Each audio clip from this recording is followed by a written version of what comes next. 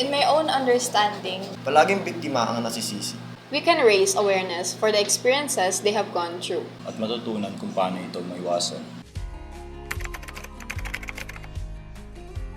How do you understand the laws on violence against women and children? In my own understanding, violence against women and children law, also known as VAUSI, is a law that focuses the protection of all women, including their children, towards any type of violence. This law is important lalo na sa panahon ngayon. Marami na ang nabibiktima dahil sa mga pambabastos ng iba. Malaking tulong ito para sa mga nabiktima dahil kahit pakiramdam nila na wala nang makakatulong sa sitwasyon nila, may batas pa rin na magtatanggol at tutulong sa kanila.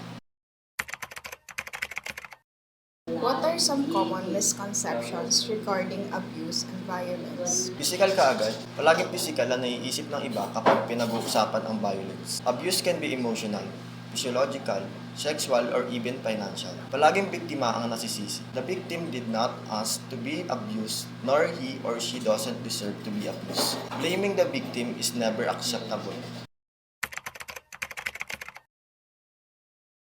In what way do you think can we support survivors of violence, assault, harassment, and abuse? Masasuportahan natin sila by being their voice at maipadama sa kanila na hindi lang basta-basta ang mga naranasan nila. We can raise awareness for the experiences they have gone through to show them how brave they are for speaking up about their traumas. These problems aren't the kind we can overcome just by staying silent.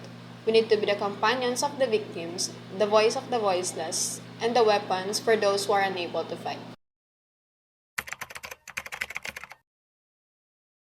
How can we promote healthy relationships and prevent violence among everyone from occurring?